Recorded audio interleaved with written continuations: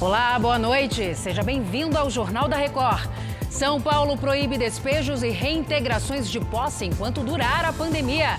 O avanço da vacinação em diversas capitais brasileiras, nesta quinta-feira, São Luís aplica doses em maiores de 35 anos. No futebol, Corinthians, Cruzeiro e Palmeiras são eliminados da Copa do Brasil. O Jornal da Record está no ar.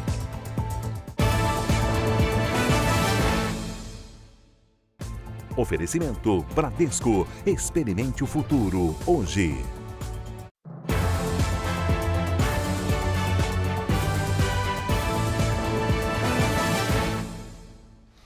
A Assembleia Legislativa de São Paulo aprovou um projeto de lei que proíbe despejos de imóveis e reintegrações de posse durante a pandemia. Quem traz os detalhes para a gente sobre este assunto é a Mariana Bispo. Oi, Mari, boa noite. Olá, Salsi, boa noite para você e para toda. Essa suspensão também vale para remoções judiciais e extrajudiciais em todas as cidades do estado de São Paulo, além de proibir também a cobrança de multas e juros em casos de não pagamento de aluguel e financiamentos imobiliários. De acordo com o texto, as medidas devem valer por mais 3 meses após o fim da pandemia. O objetivo é proteger as famílias que perderam renda durante esse momento de crise. O projeto agora segue para a sanção do governador João Dória e a gente lembra que na semana passada o Supremo Tribunal Federal já havia determinado a suspensão de despejos, mas apenas em lotes que estavam ocupados antes de março de 2020, ou seja, no período pré-pandemia. Volto com você. Sem dúvida, Mariana. Muitas famílias sem condições financeiras nesse momento. Obrigada pelas informações. Belo Horizonte anunciou nesta quarta-feira a data da retomada das aulas presenciais para crianças entre 6 e 12 anos. Vamos saber a partir de quando com a Virgínia Nalon. Oi, Virgínia. Ei, Salso, boa noite para você, boa noite a todos. As aulas voltarão por aqui no dia 21 deste mês, obedecendo ao seguinte esquema. Aulas 2 vezes por semana, com 6 alunos por turma, com aulas de 3 horas, além da manutenção dos protocolos de distanciamento, higiene e o uso de máscaras. E a partir deste fim de semana, bares e restaurantes vão poder abrir todos os dias por aqui, entre 11 da manhã e 10 da noite. Especialmente neste sábado, Dia dos Namorados, o horário de funcionamento vai se estender até 1 da manhã. As músicas ao vivo continuam proibidas. A decisão da Prefeitura atende a um apelo da Associação de Bares e Restaurantes que argumentou que a data é destinada aos casais e por isso é possível sim manter aí os protocolos sanitários. Salsi. Muito obrigada, minha querida, pelas informações. E agora a notícia boa de São Luís, no Maranhão, que está à frente na vacinação contra a Covid-19. Agora quem tem 35 anos já pode ser imunizado. O Marcos Martins tem os detalhes pra gente. Boa noite, Marcos. Boa noite, Salsi. Nesta quinta podem tomar a primeira dose pessoas com 35 e 36 anos cadastradas na plataforma Vacina São Luís. São 9 postos de vacinação ao longo da cidade que vão funcionar entre 8 da manhã e 8 da noite. Pela manhã se vacinam os nascidos de janeiro a junho e pela tarde os nascidos de julho a dezembro. Para receber a dose é preciso apresentar documento com foto e comprovante de residência.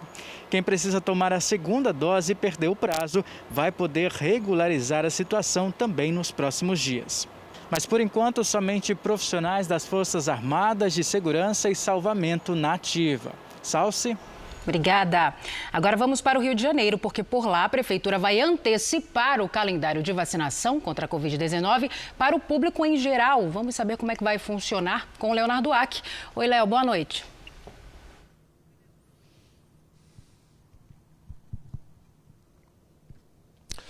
Oi, Salsi, boa noite para você, boa noite a todos.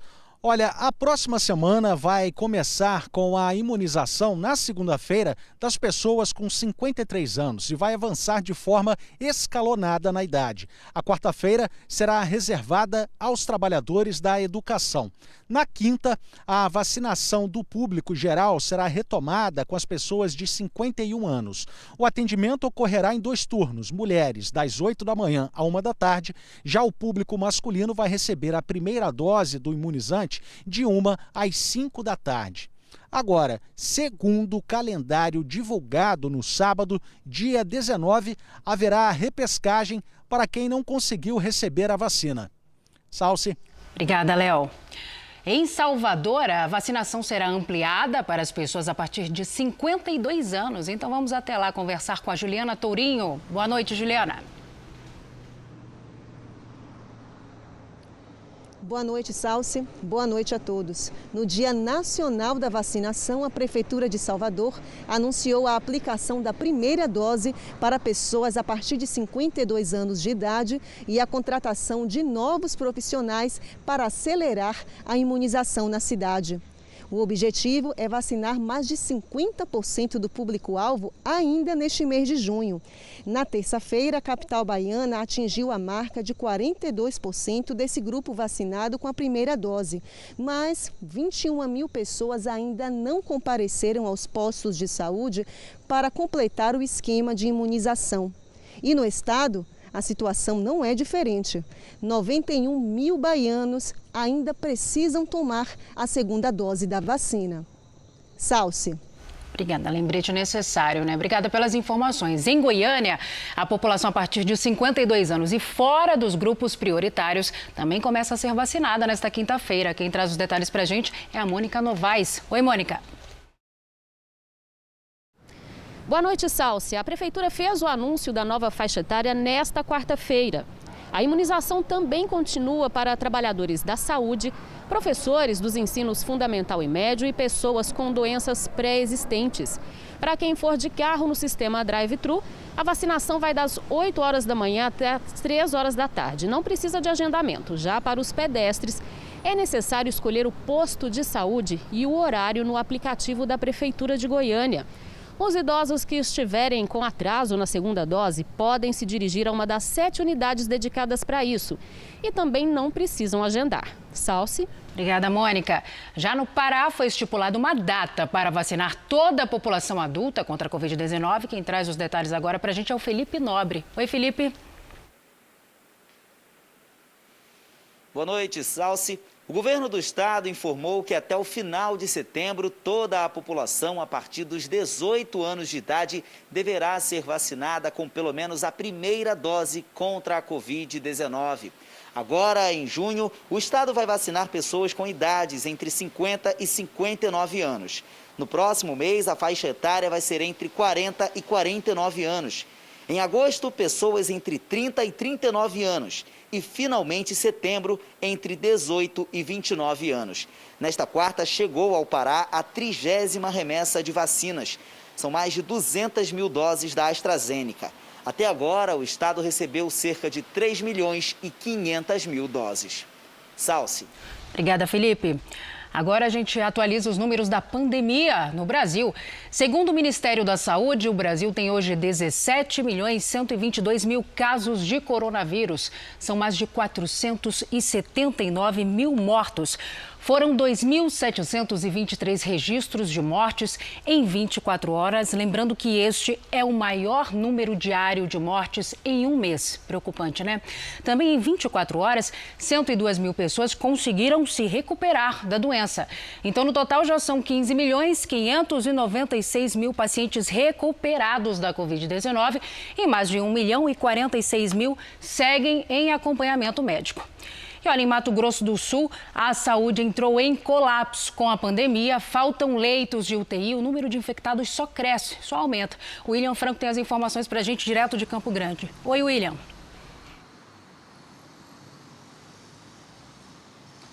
Infelizmente sim, Salce. Boa noite. Foram 3.043 casos confirmados, o maior desde o início da pandemia, num intervalo de 24 horas. Os hospitais de Mato Grosso do Sul seguem lotados de pacientes com Covid-19 e o governo admite que o estado enfrenta um colapso na saúde. A taxa de ocupação de leitos de UTI chegou a 107% nesta quarta-feira. Sem vagas, pelo menos 25 pacientes graves já foram transferidos para outros estados. Outros 274 pacientes permanecem internados em postos de saúde, aguardando liberação de vagas em hospitais. Salce. Obrigada, William. O estado bateu um novo recorde no número de casos, como a gente acabou de saber pelo William, né? E 13 das 30 regiões do Rio Grande do Sul têm algum tipo de orientação do governo do estado por causa do crescimento de casos de Covid-19. Quem traz os detalhes para a gente agora é a Vanessa da Rocha. Oi, Vanessa. Oi, Salsi. Boa noite para ti e para todos que nos acompanham. O governo gaúcho emitiu um alerta para a região de Bagé, em razão da piora nos números da pandemia. O alerta é enviado quando o governo detecta uma tendência de crescimento de casos da doença. A região tem até 48 horas para apresentar um plano de ação para conter o avanço da pandemia. Bagé não é a única cidade a ter que rever as ações. Outras 13 regiões do estado já tinham recebido este alerta.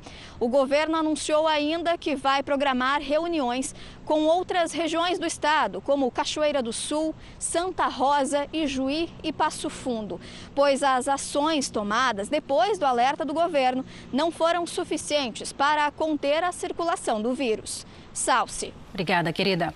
Agora vamos saber se a situação melhorou em Curitiba, porque após 2 semanas em bandeira vermelha de alerta máximo contra a Covid-19, Curitiba voltou à bandeira laranja. Sobre esse assunto, vamos conversar com a repórter Camila Andrade. Boa noite, Camila. Boa noite, Salsi.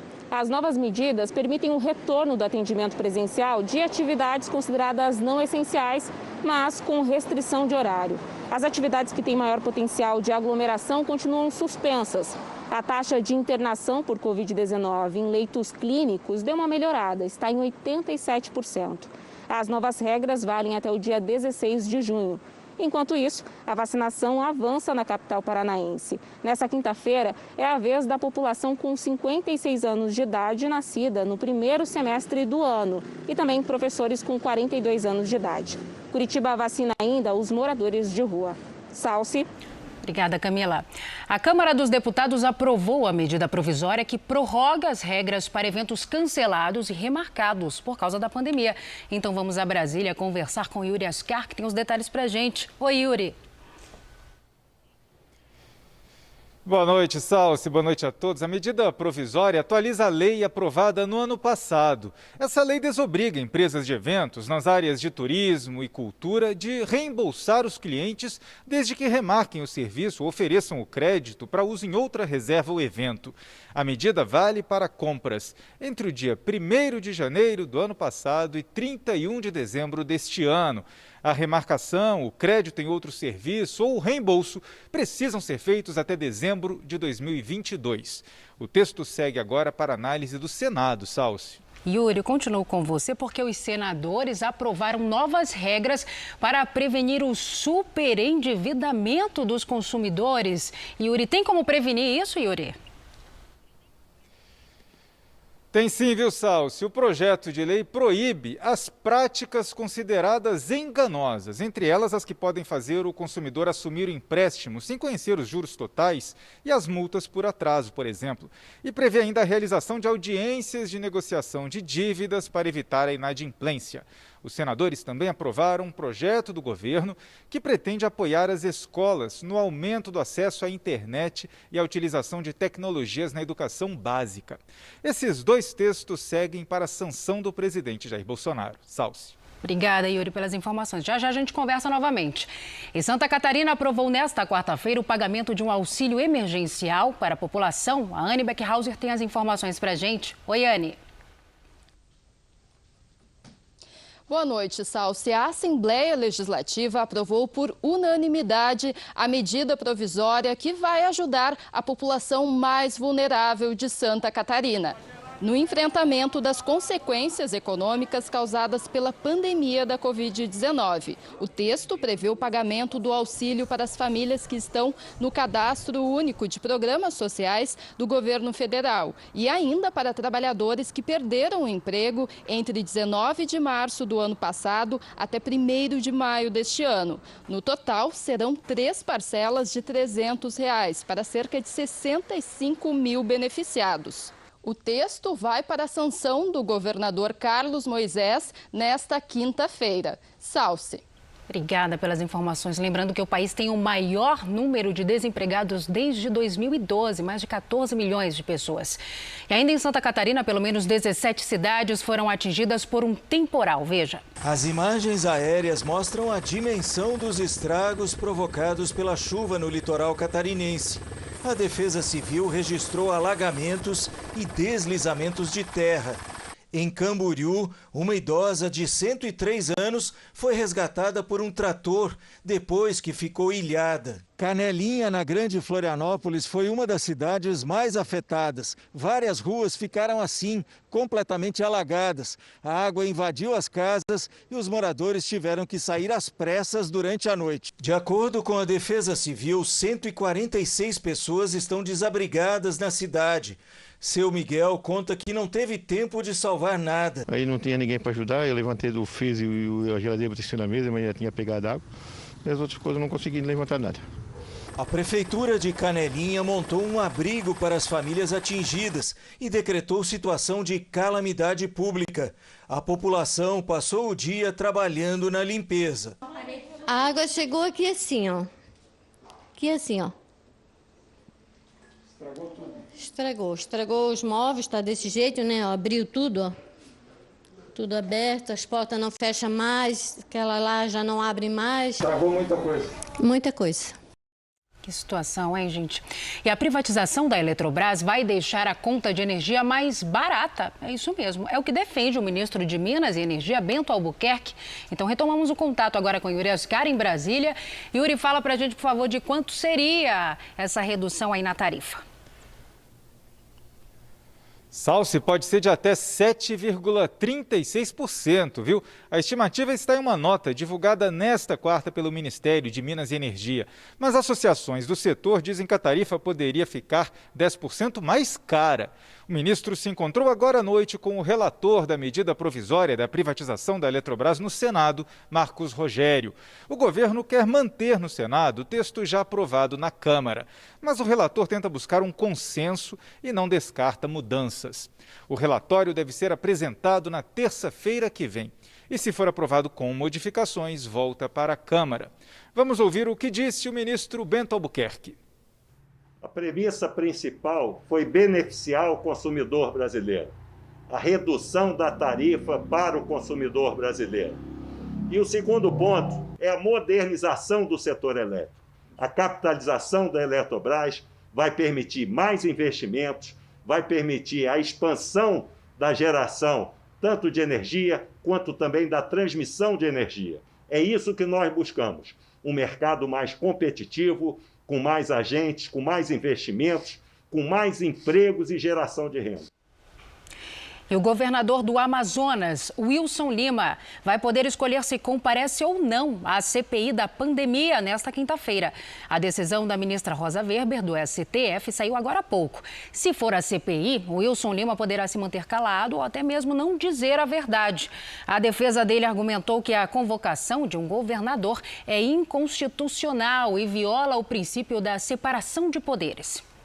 Agora, os destaques internacionais. Nos Estados Unidos, um farmacêutico foi condenado a 3 anos de prisão por tentar invalidar vacinas contra o coronavírus. Steven Brandberg retirou frascos do imunizante do refrigerador do hospital em que trabalhava. Depois de passar horas em temperatura ambiente, Steven recolocou as vacinas de volta na geladeira. O farmacêutico declarou que acreditava que a vacina era perigosa. 57 pessoas chegaram a receber o imunizante. A vacinação em massa faz diminuir os novos casos de coronavírus em grande parte dos Estados Unidos. Mas a Covid-19 ainda se espalha em comunidades com baixa taxa de imunizados. Em São Francisco, na Califórnia, 80% da população já recebeu a primeira dose da vacina. E a cidade deve se tornar a primeira dos Estados Unidos a atingir a imunidade coletiva. Entre os estados com as maiores taxas de vacinação estão Vermont, Massachusetts, Havaí e Maine. Em todos eles, houve queda no número de infecções nos últimos 14 dias. Como resultado da vacinação em massa, os casos de Covid-19 estão em declínio em outros 41 dos 50 estados americanos, mais Porto Rico e o Distrito de Colômbia. É o caso da Flórida, onde as contaminações despencaram 63% nos últimos 14 dias, um dos índices mais animadores do país. Por aqui, 40% da população já está totalmente imunizada. Mas em outros estados, as autoridades de saúde têm enfrentado a resistência dos moradores e visto a disseminação do vírus aumentar. Um dos exemplos é o condado de Smith, no Tennessee, onde apenas 20% das pessoas estão vacinadas. Com o baixo índice de imunização, nas últimas 2 semanas, houve um aumento de quase 700% nas hospitalizações por Covid-19. Brian Todd, do Departamento de Saúde Pública de uma outra cidade do estado, diz que em qualquer área onde a vacinação é baixa, há risco de ver o número de casos subir. E o Uruguai é o primeiro país da América Latina a vacinar menores de idade contra a Covid-19. A vacinação de adolescentes entre 12 e 17 anos começou nesta quarta-feira. A meta do governo é imunizar os alunos para um retorno seguro às escolas. As aulas presenciais estão suspensas desde março do ano passado. No Uruguai, 58% da população já tomaram pelo menos uma dose da vacina contra a Covid-19 e 31% estão totalmente imunizados. Já na Inglaterra, 8 em cada 10 adultos têm anticorpos contra o coronavírus. O levantamento foi feito pelo Escritório Nacional de Estatísticas do Reino Unido. Segundo o órgão, é resultado do aumento da vacinação no país. O Reino Unido já vacinou completamente cerca de 41% da sua população. A média diária de mortos pela doença é de 10 pessoas. E o Parlamento Europeu aprovou o certificado de vacinação. O documento vai servir como passaporte nos 27 países da União Europeia. Em versão digital ou em papel, o passaporte será a comprovação que o viajante está imunizado contra o novo coronavírus. Será possível consultar detalhes da vacina aplicada, anticorpos em caso da pessoa já ter contraído a doença ou um teste negativo para a Covid-19. Oficialmente, o documento começa a valer a partir do dia 1º de julho. Mais países como Alemanha, Dinamarca e Grécia já começaram a adotar o novo sistema. Em mais uma fase da reabertura, a França começou a receber viajantes vacinados da União Europeia. Para quem vive fora do bloco, é preciso também apresentar um teste negativo para a Covid-19. Mas a medida não vale para 16 países que seguem na lista de proibição, como África do Sul, Índia e Brasil. Os hotéis de Paris já comemoram o aumento das reservas e esperam alcançar a marca dos 5 milhões de visitantes nesse verão. Bares e restaurantes franceses também voltaram a receber os clientes na parte interna dos estabelecimentos. Academias também reabriram. O fim do confinamento está previsto para 30 de junho, junto com a chegada do verão europeu, quando a Cidade Luz fica ainda mais iluminada. E Portugal se prepara para uma nova fase de reabertura já na próxima semana, mas as cidades de Lisboa e Braga não vão avançar. De acordo com o governo, as duas cidades registraram aumento de casos de Covid-19 nos últimos 14 dias. Por isso, não vão para a próxima fase de desbloqueio. Em todo o país, em 24 horas, foram registrados 890 novos casos, mas não houve mortes pela doença. Já a Espanha voltou atrás em parte do plano de reabertura. Na semana passada, o governo permitiu que a vida noturna voltasse a funcionar em regiões com baixas taxas de infecção. Mas depois de receber críticas das prefeituras, as autoridades decidiram ser mais cautelosas com a reabertura. No país, 24% da população já foi totalmente vacinada. O Parlamento de Israel deve decidir sobre o novo governo do país neste domingo. Então vamos saber mais informações com a correspondente Bianca Zanini. Foram 12 anos sob a liderança do premier Benjamin Netanyahu. Mas tudo isso pode mudar no dia 13 de junho, quando o Parlamento de Israel votará sobre o futuro governo do país. Se confirmado, o novo governo reunirá uma improvável aliança de partidos menores com ideologias diferentes, da extrema-direita à extrema-esquerda, incluindo o Partido Árabe pela primeira vez na história de Israel. O objetivo comum é afastar Netanyahu do poder. Ele é o primeiro-ministro com o mandato mais longo até agora. Essa coalizão ainda é considerada frágil por apresentar uma maioria pequena de cadeiras no parlamento. São necessários 61 assentos para a formação do governo. A nova gestão teria como primeiro-ministro Naftali Bennett, da extrema-direita, nos primeiros 2 anos, seguido pelo centrista Yair Lapid. Netanyahu já advertiu que a possível mudança política é muito perigosa para a segurança do país. De Tel Aviv, Bianca Zanini. E agora o futebol. 9 jogos foram disputados nesta quarta-feira pela terceira fase da Copa do Brasil. O Corinthians empatou em 0-0 com o Atlético Goianiense e se despediu da competição. O Criciúma passou pelo América de Minas nos pênaltis. Já o Cruzeiro foi eliminado também nos pênaltis pela Juazeirense da 4ª divisão. Outro que disse adeus à Copa do Brasil foi o atual campeão do torneio, Palmeiras. Veja como foi. O Palmeiras, que tinha vencido o CRB de Alagoas por 1-0 no jogo de ida, desta vez perdeu em casa pelo mesmo placar. Evandro fez o gol que levou a partida para a disputa de pênaltis. Na decisão, o CRB desperdiçou 3 chutes. Mas o Palmeiras errou 4 cobranças. A última delas de Marcos Rocha, que garantiu a classificação do time de Maceió para as oitavas de final da Copa do Brasil. Em Bragança Paulista, o Fluminense marcou primeiro com Nenê cobrando falta. Hurtado deixou tudo igual, de cabeça para o Bragantino. E novamente Hurtado virou placar. Apesar da vitória por 2-1, o Bragantino foi eliminado. O Fluminense passa de fase. Do Rio de Janeiro, o Vasco recebeu Boa Vista e começou perdendo. Jean cruzou da esquerda e Michel Douglas bateu forte para fazer 1-0 Boa Vista. O Vasco precisava do empate para se classificar à próxima fase e conseguiu. Léo Jabá cruzou e Cano completou para o gol. Vasco classificado 1, Boa Vista também 1. Em Natal, o ABC precisava reverter a derrota sofrida por 3-1 no jogo de ida contra a Chapecoense. E Marcos Antônio deu esperança ao time potiguar após abrir o placar cobrando falta. Ainda no primeiro tempo, o Alisson ampliou. E Ederson fez o terceiro, ABC classificado 3, Chapecoense 0. Em Curitiba, o Atlético Paranaense venceu o Avaí. Nicão cruzou da direita, Renato Kaiser desviou e Vitinho encheu o pé. Atlético classificado 1, Avaí 0. Quem também assegurou vaga na próxima fase foi o Bahia. Em Salvador, Gilberto foi mais esperto que a zaga do Vila Nova e marcou o gol da vitória. Bahia 1, Vila Nova 0. E na Polônia, uma partida de futebol foi paralisada por um motivo curioso. Veja. Um paraquedista pousou no meio do campo. As imagens foram registradas por uma câmera presa ao corpo. Ele disse que precisou fazer um pouso de emergência e achou que o gramado do estádio seria um local seguro.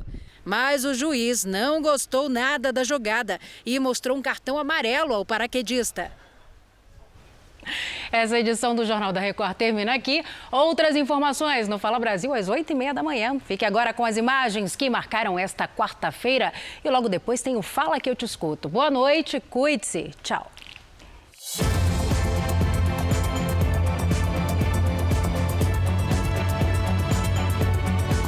Para de dar tiro, socorre a minha neta.